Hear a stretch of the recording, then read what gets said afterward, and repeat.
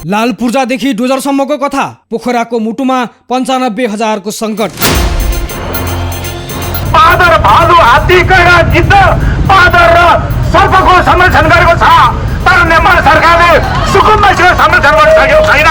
प्रकृतिको अनुपम वरदान, सुन्दर र शान्त पोखरा, हिमालको काखमा मुस्कुराइरहेको यो सहरको एउटा यस्तो पाटो पनि छ जुन पर्यटकीय ब्रोसरहरूमा कहिल्यै देखिँदैन। एकातिर सहरलाई ब्युटिफिकेसन गर्ने र प्राकृतिक स्रोत जोगाउने महानगरको गुरुयोजना, अर्कातिर झण्डै 1 लाख जनसङ्ख्या जोडिएको दशकौं पुरानो थाकथलो। आखिर के हो त लाल पूर्जादेखि डोजरसम्म ठोकिएको पोखराको सुकुम्बासी बस्तीको चुरो रहस्य?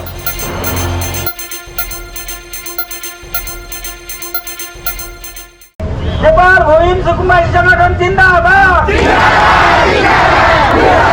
भूमि आयोग खारेज फिर्ता गर। सम्पूर्ण भूमि सुकुम्बासीहरू एक हौं। जबसम्म सरकारले यो निर्णय फिर्ता लिन्न अन्य कार्यक्रम जारी रहनेछ। त्यसमा हामी पछि हट्ने छैनौँ। हामी सुकुम्बासी हौं। नेपालमा सरकारले बाँदर, भालु, हात्ती, कैरा, गिद्ध, बाँदर र सर्पको संरक्षण गरेको छ, तर नेपाल सरकारले सुकुम्बासीको संरक्षण गर्न सकेको छैन।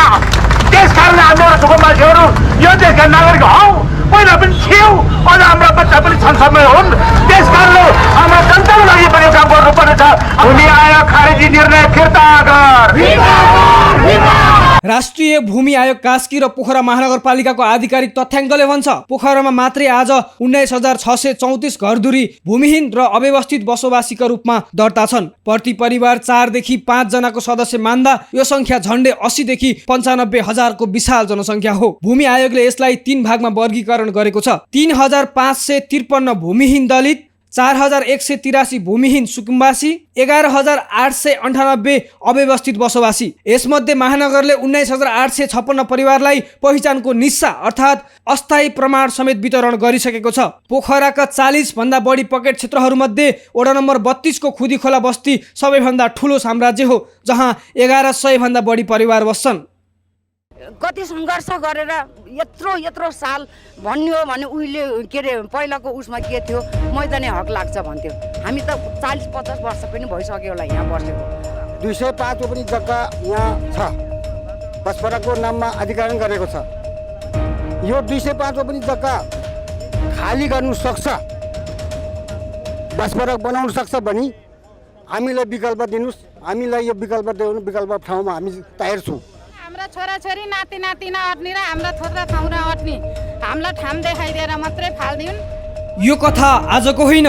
2030 र 40 को दशकपछि जब पोखरा सहर बन्ने दौडमा अघि बढ्यो तब दूरदराजबाट बाढी पहिरो पीडित र श्रममूलक मजदुरहरू यहाँ ओरिए। स्वामित्व नभएका सार्वजनिक चौर र नदीका बगर उनीहरूको सहारा बने। उदाहरणका लागि वडा नम्बर 9 को पृथ्वीचोक बसपार क्षेत्रलाई हेरौँ। समयचक्रसँगै गठन भएका विभिन्न सुकुम्बासी आयोगहरूले कतिपय क्षेत्रमा रातो लाल पूर्जा समेत वितरण गरे। तर यहाँनिर एउटा गम्भीर कानुनी प्रश्न उब्जियो। के नदी किनार, बस पार्क र फेवाताल जस्ता संवेदनशील सार्वजनिक जग्गामा लाल पूर्जा दिनु वैध थियो कि पहुँच र शक्तिको आडमा नक्कली सुकुम्बासीको सञ्जाल यहाँ सक्रिय भयो?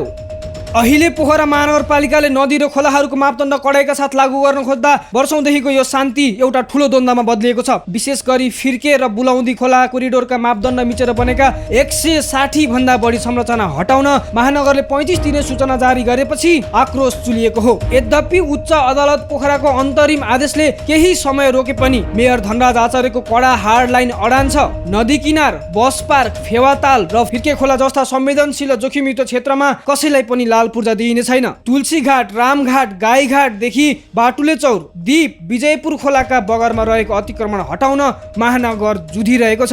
खोलाको हालको वास्तविक अवस्था पत्ता लगाउने र संरक्षणको नीति निर्माण गर्ने उद्देश्यका साथ पोखरा महानगरपालिकाले खोलाको खोलाघर नाप जाँच गरी फिर्के खोलाको खोलाघर नाप जाँच प्रतिवेदन 2080 समेत सार्वजनिक गरेको छ। 2 दशक अघिसम्म फिर्के खोलामा पिउन योग्य पानी बग्ने गरेको अध्ययनले देखाउँछ। फिर्केकै पानीले मही मथेर नुहाउने निकाल्ने, नुहाउने, पौडी खेल्ने र वस्तुभाउलाई खुवाउन प्रयोग गर्ने गरेको पाका पुस्ताहरूको अनुभव छ।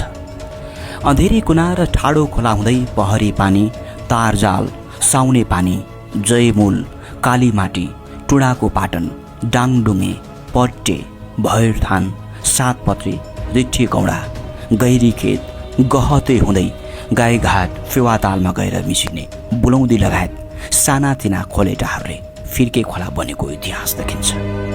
सफा पानी बग्ने फिर्के तीव्र सहरीकरणको वेगमा अघि बढ्दै जाँदा जनघनत्वको चेपमा पर्दै गयो। खोला किनारमा बस्तीहरू बस्न थालेसँगै फिर्केको प्राकृतिक स्वरूप मिचिँदै गयो। खोलामा फोहोर पानीका ढलहरूसहित जथाभावी फोहोरहरू फ्याँक्न थालियो।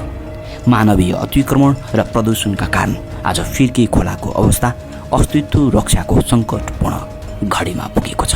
तर महानगर केवल डोजर मात्र चलाउन चाहँदैन, तर दशकौंदेखि स्वतन्त्र रूपमा जमिन ओगटेर बसेका स्थानीयहरू सामूहिक आवासको अवधारणालाई सजिलै स्वीकार गर्न तयार नहुन सक्छन्। उनीहरू महानगरलाई सङ्घर्ष समिति होइन, सहकार्य समिति बन्न आग्रह गरिरहेका छन्। सहरी सौन्दर्य, पर्यावरण र विकास पोखराको आवश्यकता हो, यसमा कसैको दुईमत छैन। तर विकासको डोजर चल्दै गर्दा 95,000 नागरिकको संवैधानिक अधिकार र मानवीय संवेदनशीलतालाई नजरअन्दाज गर्न मिल्दैन। मालपोत र जग्गा अभिलेख भिडान गरेर नक्कली सुकुम्बासीलाई कानुनी कारबाही र वास्तविक भूमिहीनलाई सुरक्षित उचित व्यवस्थापन नगरेसम्म यो ऐजेरू कहिल्यै निको हुने छैन। कानुनको राज र मानवीय न्याय बीचको यो लडाईँले पोखरालाई कता लैजाला? फेवा खबरका लागि यो विशेष रिपोर्ट पोखराबाट।